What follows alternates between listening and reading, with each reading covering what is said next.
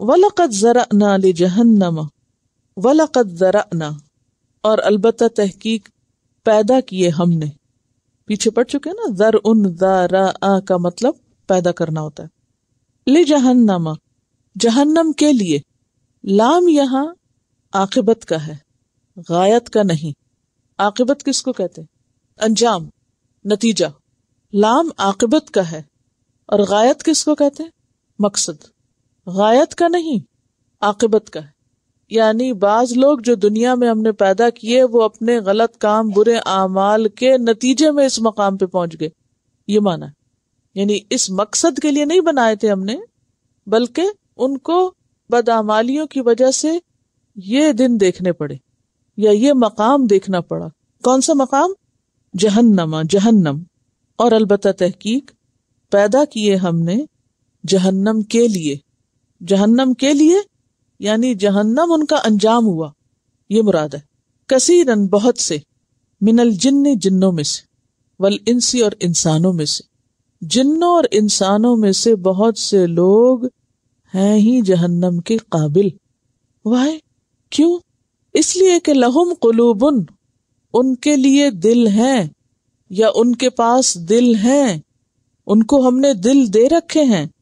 لا یفقہون بہا، نہیں وہ سمجھتے ساتھ ان کے، ان سے سمجھ بوجھ کا کام نہیں لیتے، دلوں سے سمجھنے کا کام نہیں لیتے. یفقہون کا لفظ کس سے نکلا؟ فقہ سے. علم سے اگلا درجہ ہوتا ہے سمجھ بوجھ، غور و فکر. وَلَهُمْ، اور ان کے پاس اعین، آنکھیں ہیں، لا یبصرون بہا، نہیں وہ دیکھتے ان کے ساتھ. وَلَهُمْ آذان، اور ان کے لیے کان ہیں، لا یسمعون بہا، نہیں وہ سنتے ان کے ساتھ، وہ سنتے ہی نہیں. اولئک، یہی لوگ. کون لوگ؟ جو سوچتے، دیکھتے اور سنتے نہیں. کل انعام، مویشیوں کی طرح ہے، چوپایوں کی طرح ہے، بھیڑ بکریوں کی طرح ہے، یا گائے بھینس کی طرح ہے. کیونکہ ان کی بھی آنکھیں ہوتی ہیں مگر کتاب نہیں پڑھ سکتے، کان ہوتے ہیں، آپ کی بات سمجھتے نہیں ہیں. اگر آپ گائے کے سامنے کھڑے ہو کے کہیں کہ میں تمہیں مار ڈالوں گی، تو گائے آپ کو دیکھتی جائے گی، وہ آپ کو کچھ بھی نہیں کہے گی. میں تمہیں ایک لگاؤں گی، وہ ویسے ہی دیکھتی رہے گی، اسے اثر ہی کوئی نہیں، چاہے آپ ایک لگائیں یا دو لگائیں یا چار لگائیں. حالانکہ وہ آپ کو دیکھ رہی ہے اور اس کا کان بھی وہ سن رہی ہے، لیکن اس کو سمجھ نہیں. اس کا دل بھی ہے، گائے ذبح کرے تو دل نکلے گا اس کے اندر سے بہت بڑا سا، لیکن وہ اس سے وہ کام نہیں لے رہی جو انسان لیتا ہے.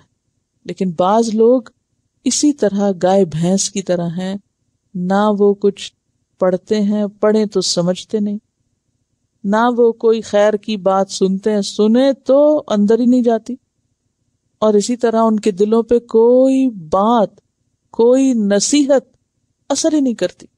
وہ قرآن پڑھنے کے بعد بھی ویسے ہی رہتے ہیں جیسے پہلے ہوتے ہیں.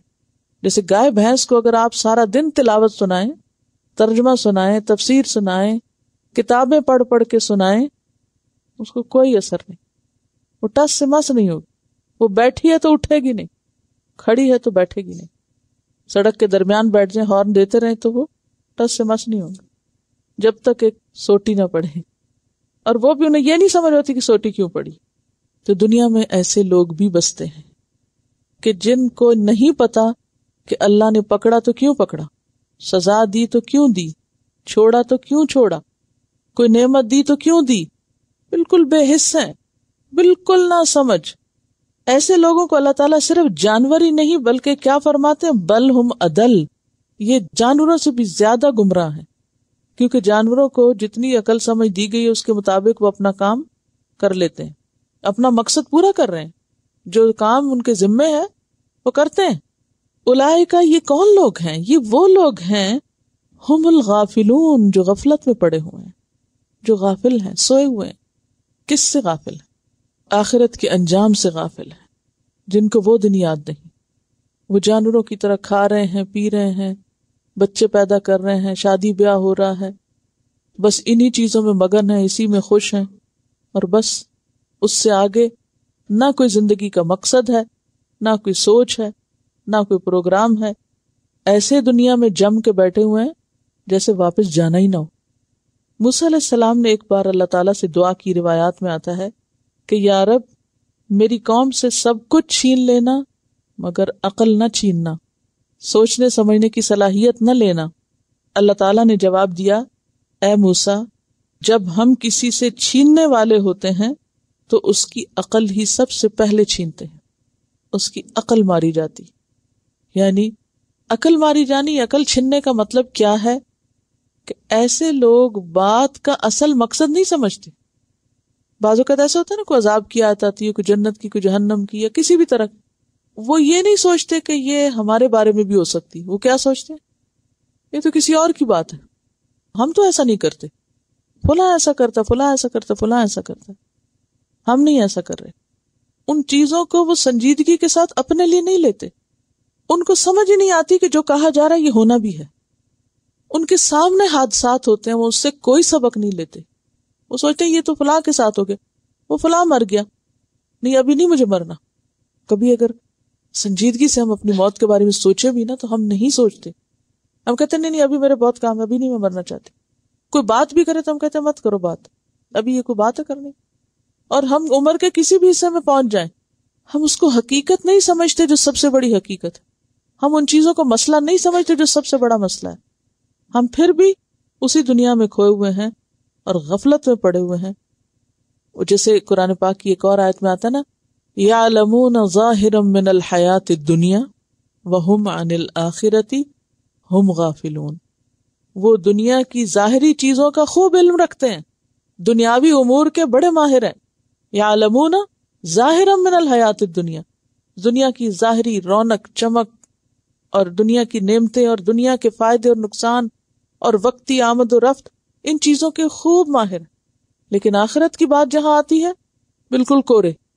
دنیا کی باتیں، دنیا کی سیاست پہ جتنے چاہو تبصرے کر لو اور کروا لو، کھیلوں کے بارے میں ایک ایک چیز پتا ہوگی، فلموں کے بارے میں خوب تفصیلات معلوم ہوگی، لیکن آخرت کی بات، موت کے بعد کیا ہونا ہے، موت تو بعد میں ہے، یہاں کیوں آئے، یہاں کیا کرنا ہے، ہمیں کیا ذمہ داری ہے ہماری، کس موقع پہ ہمارا کیا رول ہے، بحیثیت ماں کیا رول ہے، بحیثیت بیٹی کیا رول ہے، بحیثیت بیوی کیا رول ہے، بحیثیت امت مسلمہ کے فرد کی کیا ذمہ داری ہے میری، اس سے غافل۔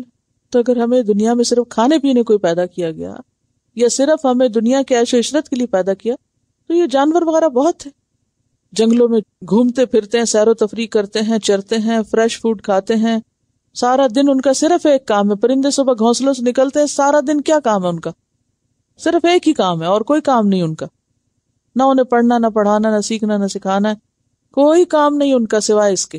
تو اگر انسانوں کی زندگی کا بھی صرف یہی مقصد ہو اور ساری ان کی دماغ کی صلاحیتیں، ان کی آنکھیں، ان کے کان، ان کی انرجی، ان کی سوچ ہر وقت صرف دنیا کے حاصل کرنے کے پیچھے ہی لگی ہوئی ہو اور اس سے آگے کچھ انہیں نظر نہ آتا ہو، وہ بھول جائیں اسی سوچ میں کہ انہیں کسی نے پیدا بھی کیا اور کسی کے پاس واپس بھی جانا ہے، تو پھر وہ کہاں سے افضل ہیں جانوروں سے؟ اللہ تعالیٰ تو انہیں جانوروں کی طرح بھی نہیں، جانوروں سے بھی بدتر قرار دیتا ہے۔